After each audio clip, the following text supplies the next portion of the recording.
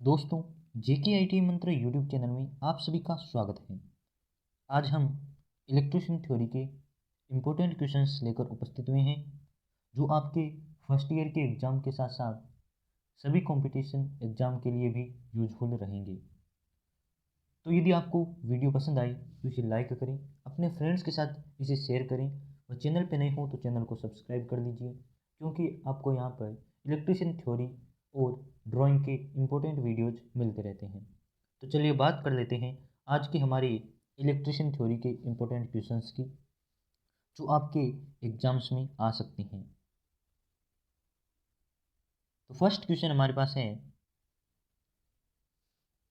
गीले मानव शरीर का प्रतिरोध होता है, यानी कि गीले मानव शरीर का प्रतिरोध कितना होता है, क्वेश्चन में पूछा है। इसका आंसर दे रखा है 5 इंटू 10⁻³ ओम, यानी कि 10 की घात 3 ओम। नेक्स्ट क्वेश्चन की बात करेंगे तो सेकंड हमारे पास क्वेश्चन है, शक्ति का SI इकाई क्या होती है, या फिर पावर होता है उसकी SI यूनिट क्या होती है, इसके बारे में दूसरा क्वेश्चन पूछा है। तो पावर की SI यूनिट होती है वो वाट होती है। वाट पावर की SI यूनिट होती है। और पावर निकालने का फॉर्मूला आप सभी को मालूम होगा, P बराबर V इंटू आई होता है और V बराबर IR होता है। तो इस V बराबर IR फॉर्मूले से हम पावर के दो फॉर्मूले और ज्ञात कर सकते हैं। V बराबर IR और पावर का फॉर्मूला होता है V इंटू आई, जो ज़्यादातर यूज किया जाता है। यदि आपको रेजिस्टेंस दे दे और वोल्टेज दे दे तो पावर ज्ञात करना हो, तो आप V बराबर IR और इस दोनों फॉर्मूले की यूज से आप पावर ज्ञात कर सकते हैं, जो हमेशा वाट में होगी, क्योंकि इसका यूनिट वाट होता है। चलिए बात कर लेते हैं नेक्स्ट क्वेश्चन की हमारी। नेक्स्ट हमारे पास क्वेश्चन है कि विद्युत का सबसे अच्छा कंडक्टर या सुचालक कौन सा होता है। तो विद्युत का सबसे अच्छा चालक की बात की जाए तो आप सभी को मालूम होगा, ये क्वेश्चन बार बार एग्जाम में आ चुका है। सिल्वर होता है, यानी कि जिसे चांदी चांदी सिल्वर होता है, ये विद्युत का सबसे अच्छा सुचालक माना जाता है। 90% इसकी चालकता होती है। गोल्ड होता है, वो भी विद्युत का 99% तक सुचालक होता है। पर सबसे अच्छा यदि कंडक्टर की बात की जाए तो हम ऑप्शन सिल्वर की तरफ ही जाएंगे। गोल्ड नहीं लिया जाता क्योंकि ये कॉस्टली महंगा होता है। गोल्ड की कंडक्टिविटी यानी चालकता होती है 99%। 90% होती है कॉपर की, 90% होती है सिल्वर की, और फिर उससे कम होती है कॉपर की। कॉपर सबसे ज़्यादा यूज किया जाता है क्योंकि ये कॉस्टली महंगा नहीं होता। सिल्वर और गोल्ड दोनों ही महंगे होते हैं। सबसे ज़्यादा कॉपर का यूज किया जाता है। नेक्स्ट क्वेश्चन की बात करेंगे। नेक्स्ट क्वेश्चन है कि स्टार संयोजन में लाइन तथा फेज वोल्टता के मध्य कालांतर होता है। तो स्टार और डेल्टा हमने पढ़ा है, स्टार संयोजन और डेल्टा संयोजन। तो ये होता है स्टार और डेल्टा कनेक्शन। तो क्वेश्चन में पूछा है कि स्टार और डेल्टा के स्टार संयोजन में, ओनली स्टार में पूछा है, लाइन तथा फेज वोल्टता के मध्य कालांतर होता है तो कितने डिग्री का कोण होता है, यही पूछा है क्वेश्चन में। स्टार संयोजन और डेल्टा संयोजन में आपके डायग्राम भी ईडी में पूछा जा सकता है। तो स्टार का डेल्टा इस प्रकार से बनाया जाता है और स्टार इस प्रकार से बनता है, और इनके बीच 120 डिग्री का कोण होता है। और यहाँ हम बात करेंगे क्वेश्चन की, तो वो क्वेश्चन है कि स्टार संयोजन में लाइन तथा फेज वोल्ट, यानी कि लाइन वोल्ट और फेज वोल्ट के मध्य कोण कितना होता है, तो 30 डिग्री का कोण बनता है। लाइन और फेज वोल्ट के बीच में, वोल्टता के बीच में बनता है, यानी कि लाइन वोल्टेज और फेज वोल्टेज के मध्य 30 डिग्री का कोण बनता है स्टार संयोजन में। नेक्स्ट है, थ्री फेज सप्लाई का सामान्य फेज क्रम होता है। तो थ्री फेज सिस्टम होता है, इसमें 4 वायर होते हैं, 4 वायर होते हैं।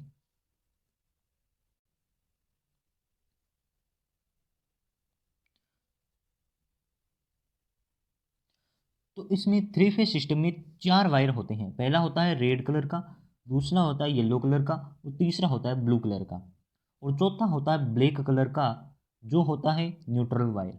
ये तीनों ही फेज होते हैं। थ्री फेज सिस्टम यानी कि 3 वायर फेज के होते हैं और एक न्यूट्रल का होता है। तीनों वायर फेज के इस क्रम से होते हैं, पहला होता है रेड, दूसरा येलो और तीसरा ब्लू, थ्री फेज सिस्टम में। और चौथा वायर होता है वो ब्लैक कलर का न्यूट्रल का होता है। और सिंगल फेज में एक फेज वायर होता है और एक न्यूट्रल वायर होता है। तो इसमें पूछा है कि थ्री फेज सप्लाई का सामान्यतः फेज क्रम कौन सा होता है। तो मैंने बताया कि 3 फेज होते हैं आर वाई बी, इनका फेज क्रम पूछा है। तो पहले रेड वायर होगा, फिर येलो वायर और फिर ब्लू वायर, 3 होते हैं, ये आर वाई बी इसका फेज क्रम होता है।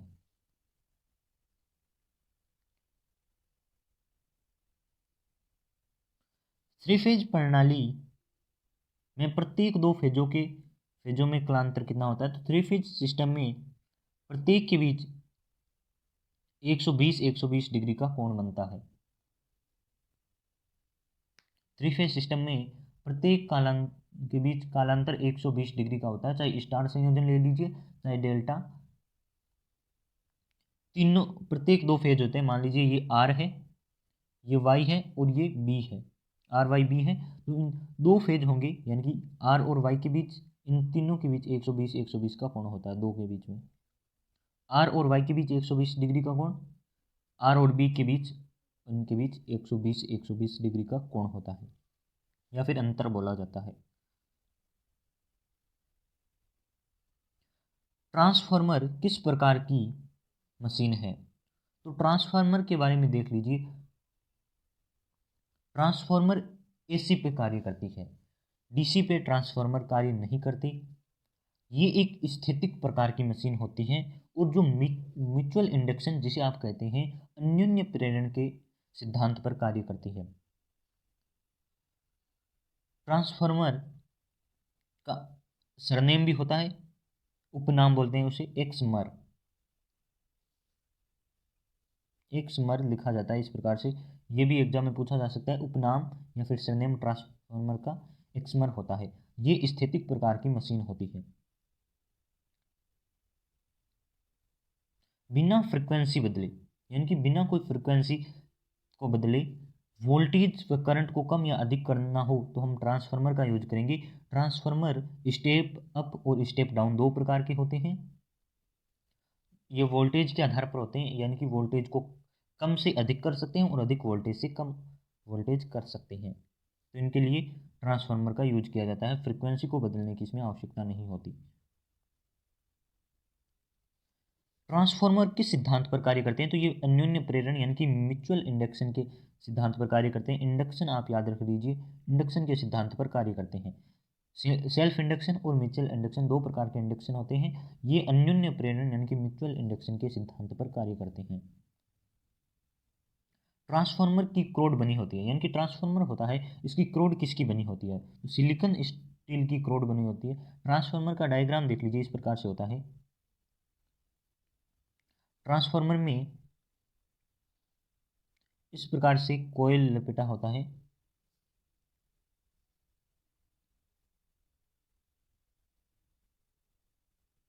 इस प्रकार से कोयल होता है, ये प्राइमरी वाइंडिंग होती है, इधर वाली सेकेंडरी वाइंडिंग होती है, और ये इधर से सप्लाई देते हैं। तो मैग्नेटिक फील्ड के माध्यम से वोल्टेज को कम या अधिक करवाया जाता है। बस इनमें कोई प्राइमरी और सेकेंडरी वाइंडिंग के बीच में कोई कनेक्शन नहीं होता, केवल ये चुंबकीय रेखाएं होती है, बल रेखाएं जो काम करती है।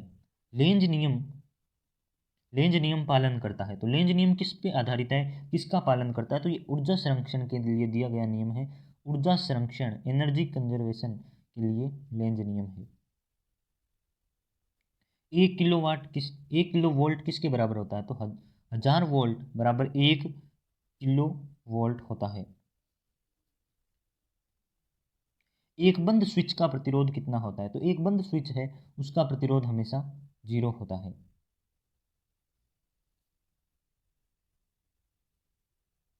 नेक्स्ट है, यदि किसी मशीन की दक्षता अधिक के लिए क्या कम होनी चाहिए। तो यदि किसी मशीन की दक्षता यानी कि एफिशिएंसी अधिक है तो उसकी हानियां कम होनी चाहिए।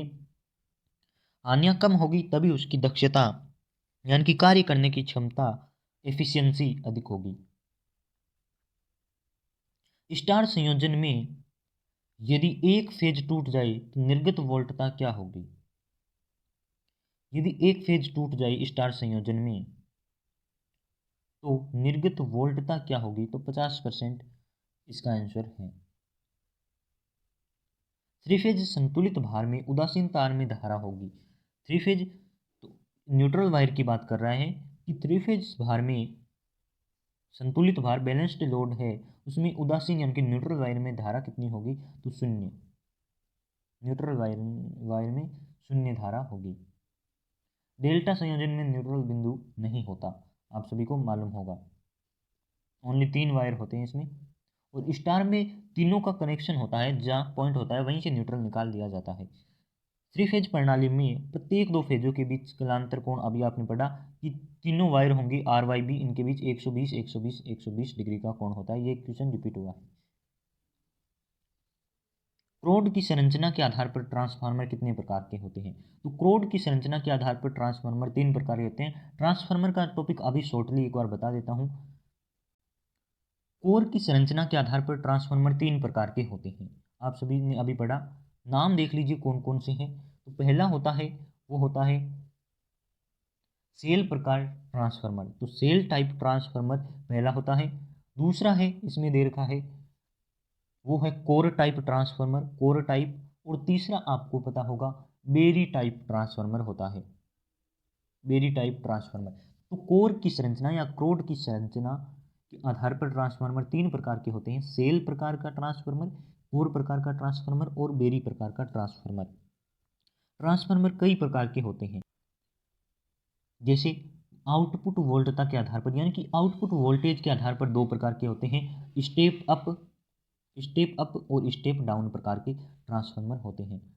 ये होते हैं वोल्टेज के आधार पर कि वोल्टेज कितना आउटपुट हो रहा है। और कोर की संरचना के आधार पर आपने पढ़ी अभी 3 प्रकार के होते हैं। फेजों के आधार पर 2 प्रकार के होते हैं, सिंगल फेज ट्रांसफार्मर और 3 फेज ट्रांसफार्मर।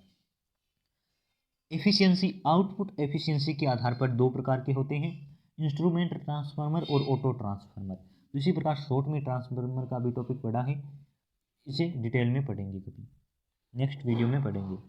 ट्रांसफार्मर की क्रोड बनी होती है, तो ये भी क्वेश्चन रिपीट हुआ है। ट्रांसफार्मर की क्रोड सिलिकॉन की स्टील की बनी होती है और इसी क्रोड पे ये कोयल लपेटा जाता है। कोयल, इसका क्रोड का कार्य होता है कि ये जो चुंबकीय बल रेखाएं होती हैं उनको सेकेंडरी वाइंडिंग तक पहुंचाना।